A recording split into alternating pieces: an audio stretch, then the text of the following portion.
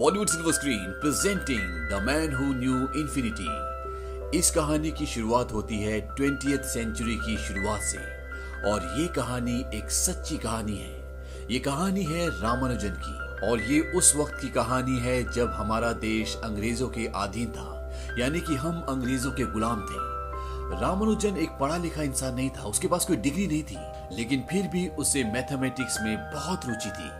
वो मंदिर में जाकर मंदिर के फर्श पर मैथमेटिक्स के सम्स को सॉल्व किया करता, लेकिन उसे एक नौकरी की तलाश थी क्योंकि वो शादीशुदा है और उसे पैसे कमाने हैं। और इसी सिलसिले में वो एक आदमी के पास जाता है और अपनी मैथमेटिक्स की रिसर्च उसे दिखाता है। ये एक अंग्रेज होता है, वो उसे बोलता है कि हम तुम्हें इसका रिकमेंडेशन जरूर देंगे।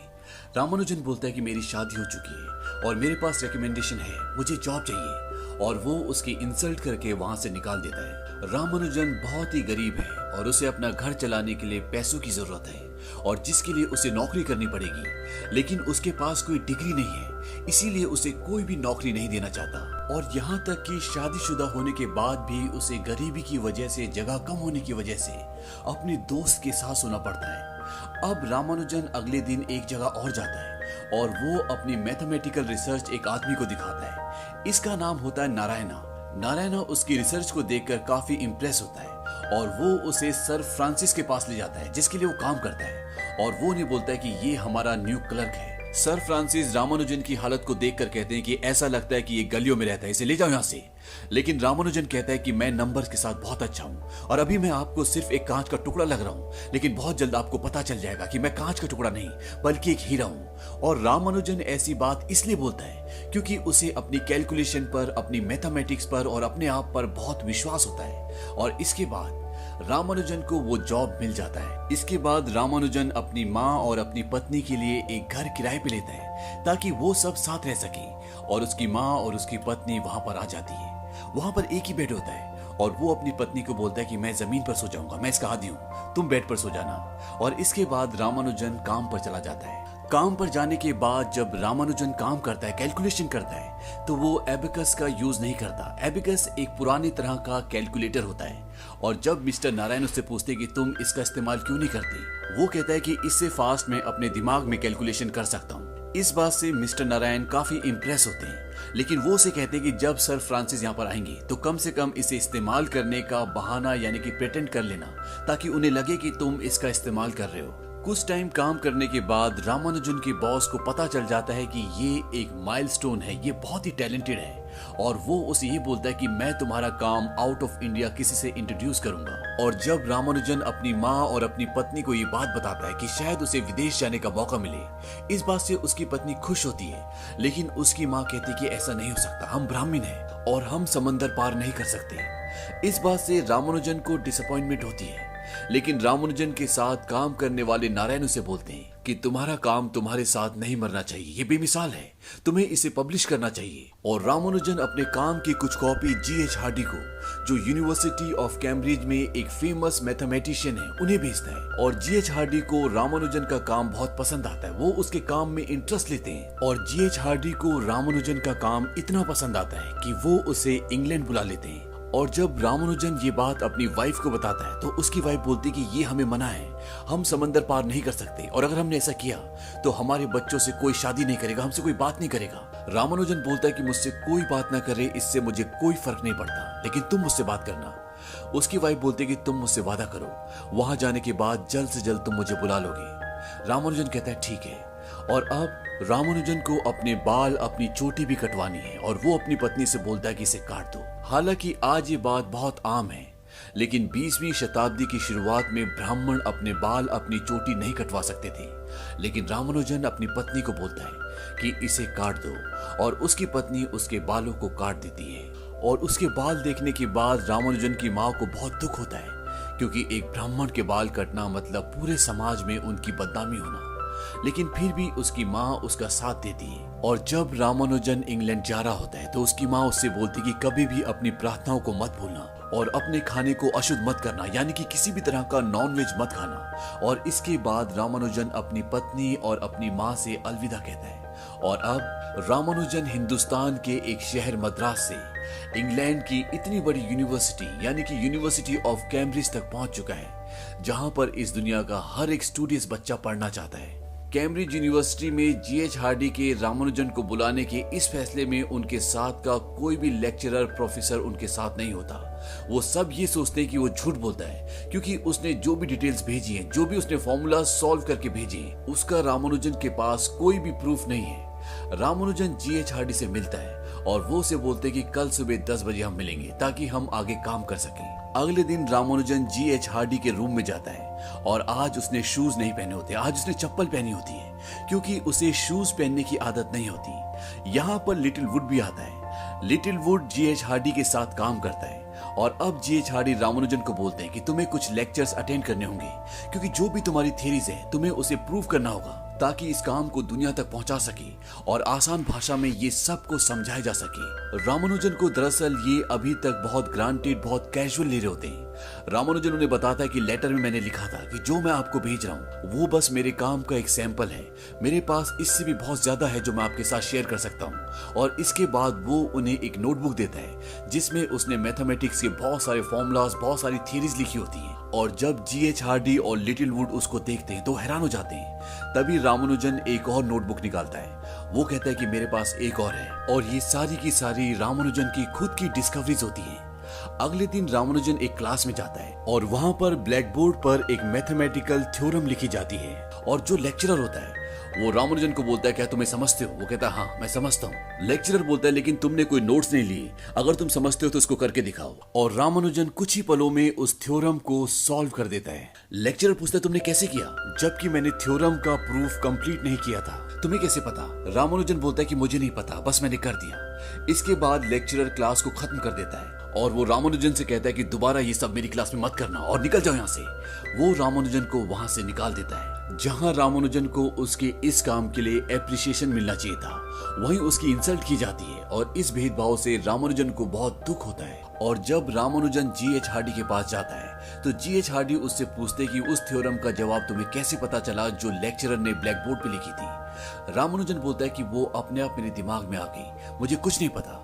रामानुजन बोलता है कि मुझे समझ नहीं आता कि हम प्रूफ ढूंढने के लिए अपना टाइम वेस्ट क्यों कर रहे हैं, मेरे पास फॉर्मूलाज हैं। जीएच हार्डी बोलते कि मैं तुम्हारे सारे काम को देख सकता हूँ और मुझे उसकी वैल्यू पता है, लेकिन उसे समझने के लिए और समझाने के लिए हमें प्रूफ की जरूरत है। इसके बाद जीएच हार्डी उसे बाहर ले जाते हैं और वहां पर न्यूटन की एक किताब होती है और वो उसे समझाते हैं कि न्यूटन की किताब हमारा मार्गदर्शन करती है, क्योंकि इस किताब में लिखी हुई हर एक चीज का प्रूफ है, वो डिटेल में है, जबकि तुम्हारी किताबों का कोई डिटेल नहीं है, उसका कोई प्रूफ नहीं है। और जो भी तुमने डिस्कवरीज की है, हमें इसका प्रूफ चाहिए, इसकी डिटेल्स चाहिए। और अगर तुमने उनकी डिटेल्स लिख ली तो मुझे विश्वास है कि एक दिन तुम्हारी किताबें भी इसी जगह पर रखी जाएंगी। दरअसल प्रूफ का मतलब ये होता है जैसे रामानुजन ने कोई थ्योरम को सुलझाया तो उसे हर एक चीज का स्टेटमेंट देना पड़ेगा कि ये जो उसने किया है वो ऐसा क्यों किया और उसके पीछे रीजन क्या है, और ये सारी रीजनिंग बहुत ही ऑथेंटिक होनी चाहिए। तभी रामानुजन के काम को दुनिया और मैथमेटिशियन एक्सेप्ट करेंगे, क्योंकि रामानुजन तो उस सब को कर सकता है जो उसने किया है, लेकिन दूसरे तभी कर सकते हैं जब हर एक चीज का प्रॉपर प्रूफ होगा। और जीएच हार्डी की बात रामानुजन को समझ में आ जाती है और इसके बाद वो अपने काम में जुट जाता है और वो कुछ थ्योरम्स के प्रूफ भी लेकर आता है, लेकिन उसमें कुछ गलतियां होती हैं। मिस्टर हार्डी उसकी हेल्प करते हैं, जिसके बाद रामानुजन की पहली मैथमेटिकल डिस्कवरी पब्लिश होती है और उसकी फोटो, उसका नाम न्यूज़पेपर में भी आता है और ये बात इंडिया तक पहुंच जाती है, जिससे रामानुजन की पत्नी को और उसकी माँ को बहुत खुशी होती है। अब सब कुछ सही चल रहा होता है, तभी इंग्लैंड में जंग शुरू हो जाती है और रामानुजन जानकी को पत्र भेजता है और उसमें बताता है कि इंग्लैंड में जंग शुरू हो गई है, ऐसे में उसका आना ठीक नहीं होगा। जानकी ठान लेती है कि वो इंग्लैंड जाएगी और इस बात की सूचना देने के लिए वो रामानुजन को चिट्ठी लिखती है जो उन तक कभी नहीं पहुंचती, क्योंकि उनकी माँ उसे छिपा देती है। रामानुजन की माँ को लगता है कि अगर जानकी यानी कि रामानुजन की पत्नी वहां चली गई तो रामानुजन कभी वापस नहीं आएगा। अब इंग्लैंड में जंग की वजह से लिटिल वुड को भी जंग में शामिल होना चाहता है, जो जीएच हार्डी के साथ काम करता है।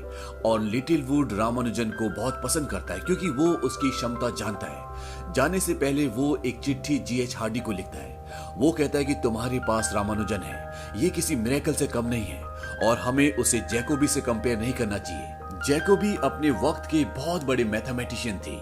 लिटिल वुड बोलता है कि हमें उसे जैकोबी से कंपेयर नहीं करना चाहिए, बल्कि हमें उसे न्यूटन से कंपेयर करना चाहिए। और अब रामानुजन तुम्हारी जिम्मेदारी है, तुम्हें उसका ध्यान रखना होगा और जो भी उसका काम है वो दुनिया के सामने आना चाहिए। और जे हार्डी भी रामानुजन की हर तरह से मदद करते हैं क्योंकि वो जानते हैं कि ये एक माइलस्टोन है और ये मैथमेटिक्स की सारी हदों को पार कर सकता है। लेकिन जंग के माहौल में रामानुजन के साथ अच्छा व्यवहार नहीं होता, उसे लोकल पुलिस द्वारा मारा भी जाता है। लेकिन रामानुजन फिर भी इस माहौल में अपने काम को करता रहता है। धीरे धीरे रामानुजन की तबीयत खराब होना शुरू हो जाती है और जब वो डॉक्टर से अपना चेकअप करवाता है तो डॉक्टर उसे बताता है कि तुम्हें ट्यूबरक्लोसिस है। लेकिन रामानुजन ये बात जी.एच. हार्डी को नहीं बताता। साथ ही साथ जी.एच. हार्डी ने रामानुजन के लिए रॉयल सोसाइटी में मेंबर बनने के लिए जो अपील की थी वो भी खारिज हो जाती है।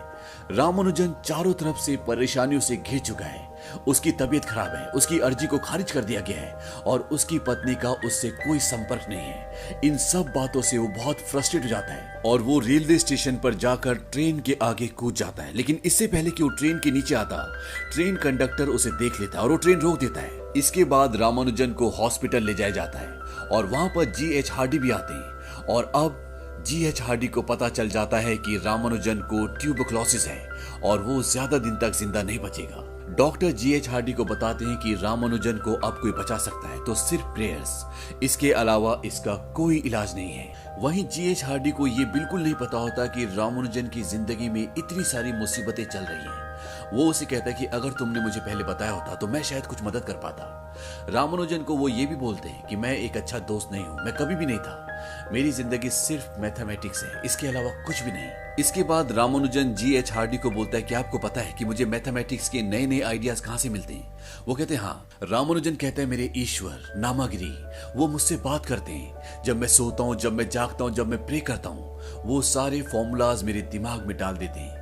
क्या आप मुझ पे विश्वास करते हो? जी.एच. हार्डी बोलते कि मैं गॉड पर विश्वास नहीं करता, मैं ऐसी किसी चीज पर विश्वास नहीं करता जिसे मैं प्रूव ना कर पाऊं, लेकिन मुझे तुम पर विश्वास है। रामानुजन उन्हें थैंक्स बोलता है और वो कहता है कि मैं जल्द से जल्द उस काम को खत्म करना चाहता हूं जो मैंने शुरू किया है और उसके बाद मैं अपने देश, अपने घर वापस जाना चाहता हूं। आप मुझसे वादा कीजिए, चाहे मैं कहीं भी मरूं, आप मुझे वापस मेरे घर लेकर जाएंगे। जी.एच. हार्डी बोलते हैं कि तुम इतनी जल्दी मरने वाले नहीं हो।